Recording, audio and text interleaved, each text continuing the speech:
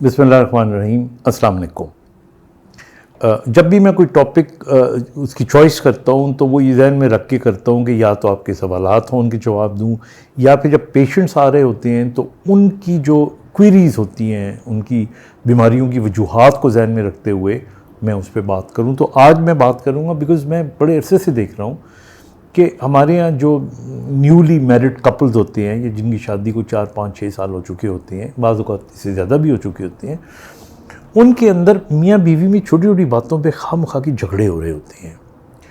और वो ज़ाहिर है डॉक्टर को तो नहीं बताते, लेकिन उन झगड़ों की वजह से उनको चंद एक बीमारियाँ या प्रॉब्लम्स हो रही होती हैं। फिर मैं जब क्वेश्चन करता हूँ और उन तक पहुँचने की कोशिश करता हूँ तो पता लगता है कि मियाँ बीवी के ताल्लुकात ठीक नहीं है, थोड़ी बहुत लड़ाई होती रहती है। अच्छा, पहले तो मैं आपको बता दूं कि शिकायतें क्या हैं, यानी बीमारी क्या लेके आती हैं।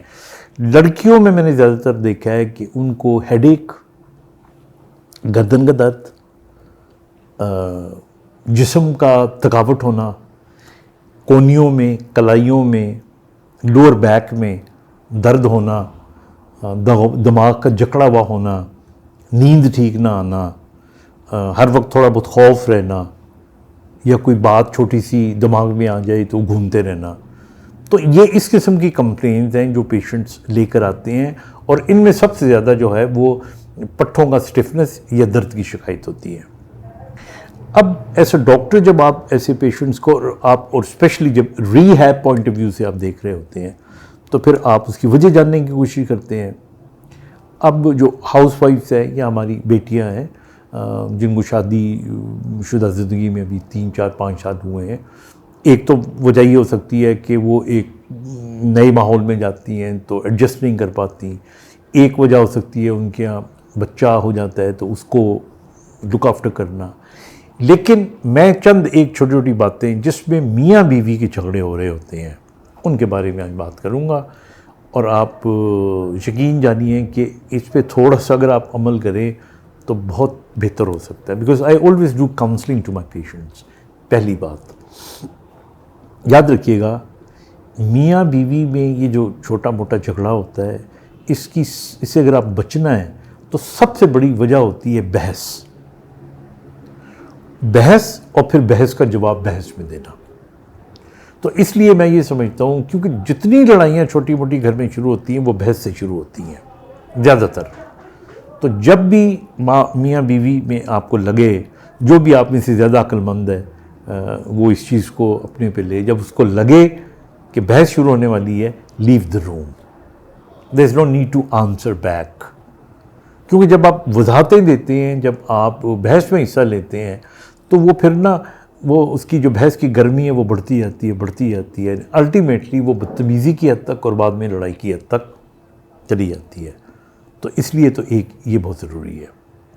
दूसरी बात जो मैंने नोट की है वो ये है कि मियाँ बीवी को कभी भी एक दूसरे के माँ बाप के ख़िलाफ़ नहीं बोलना चाहिए। देखिए, सब लोग अपने माँ बाप से प्यार करते हैं। बाज़ औक़ात बच्चों को पता भी होता है कि हमारी अम्मा या हमारा अब्बा जो है वो थोड़े सख्त हैं या तंग करने वाले भी हैं। वो हो सकता है ख़ुद भी अपने दिल में उनके ख़िलाफ़ कोई वो रखता हो शिकायत, लेकिन वो किसी के मुंह से अपने वालिद या अपनी वालदा की बुराई नहीं सुन सकता। तो इसलिए बेटियों को या बेटों को जब शादी हो जाती है, उनकी मियाँ बीवी को चाहिए एक दूसरों के माँ बाप को इज़्ज़त दें, एहतराम करें उनका। क्योंकि आप थोड़ी सी लूज़ टॉक करोगे, कोई बदतमीज़ी की बात करोगे, तो फिर अगेन वो कन्वर्ट होगी इनटू बहस में। उन्होंने आपके अम्मी अब्बू को बुरा कहना है, बहन भाइयों को बुरा, and the things will go. तो इसलिए कभी भी इस एंगल से आप ज़रूर देखें। तीसरी बात, अकीदे की। देखिए, हमारे यहाँ इसमें भी जुनून आ जाता है। सारे मुसलमान हैं, सबके अपनी अकीदे हैं। ये अकीदा आपका और आपके अल्लाह के बीच में है, और जो आपका अकीदा है आप उस पर कायम रहें। क्योंकि हमारे यहाँ आप जिस घर से आ रहे होते हैं, मैं लड़कियों की ख़ास तौर पे बात कर रहा हूँ, तो उनका अपना एक अकीदा होता है। उनका जो है वो उसके मुताबिक उन्होंने आज तक बातें सुनी होती हैं। تو پھر آ کے اگر آپ اس پہ آپ طنز کریں گے یا اس کے اوپر آپ منمانی کریں گے، تو اسی طرح جو لڑکے ہوتے ہیں ان کو بھی چاہیے، فورس کرنے کی ضرورت نہیں ہے. ہم سب بنیادی طور پہ مسلمان ہیں تو مسلمان ہیں، کیونکہ یہ بڑا ایک ٹچی سبجیکٹ ہے، اس کو ٹچ نہیں کرنا چاہیے.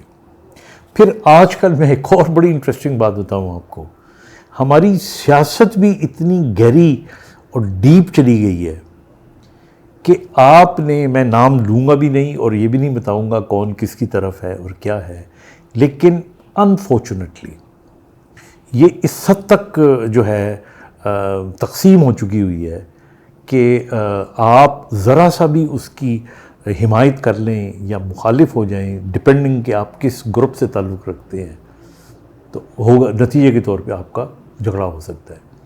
تو گھر کا ماحول خواہ مخواہ خراب کر رہے ہوتے ہیں، کیونکہ یہ میں لٹرلی آپ کو بتا رہا ہوں، I have seen my self. تو ہمیں کیا لینا دینا کسی کے ساتھ، اپنے کام سے کام رکھیں. پھر اسی طرح ایک اور چیز میں نے نوٹ کی ہے کہ یہ بھی میرا ایک مشورہ ہے باپ کی حیثیت سے، ڈاکٹر کی حیثیت سے تو میں ہوں، کہ بہت زیادہ جو ہے نا کوئریز کرنا، یعنی یہ بیٹیوں کے لیے میاں کے بارے میں بہت زیادہ انکوائریاں کرنا، یہ بھی ٹھیک نہیں ہے. آپ ایک پکا یقین کی بات ہو تو آپ گلا کریں کہ جی، کیونکہ جو مرد ہوتا ہے اس نے تو باہر جانا ہوتا ہے، کام کرنا ہوتا ہے. عورتیں بھی باہر جاتی ہیں، کام کرتی ہیں، لیکن زیادہ تر عورتیں ہمارے یہاں گھروں میں رہتی ہیں.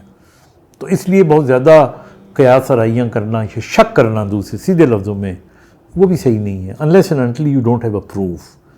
کیونکہ اس سے کیا کرتے ہیں کہ آپ اس کو انسٹیگیٹ کرتے ہیں. تو ایک اس چیز کا خیال رکھیں.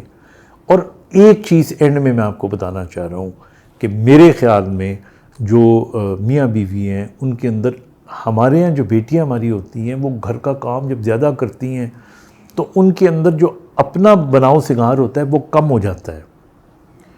میں یہ لفظ نہیں استعمال کرنا چاہ رہا، لیکن میں بتانا یہ چاہ رہا ہوں کہ جو مرد ہوتا ہے اس نے ایک عورت سے شادی کی ہوئی ہوتی ہے، تو جو عورت کا تشخص ہے، جو اس کا باڈی امیج ہے، وہ آپ گھر کے کاموں میں اتنا خراب نہ کریں کہ آپ بدصورت نظر آنا شروع ہو جائیں. تو اس لیے اپنا رکھ رکھاؤ، اپنی دیکھ بھال، اپنے کپڑے، ان ساری چیزوں کو بھی خیال رکھیں آپ. اور یہ چند ایک باتیں ہیں، تو آئی ایم شیور آپ کو دوائیوں کی کبھی ضرورت ہی نہیں پڑے گی. اپنا خیال رکھیے گا. خدا حافظ.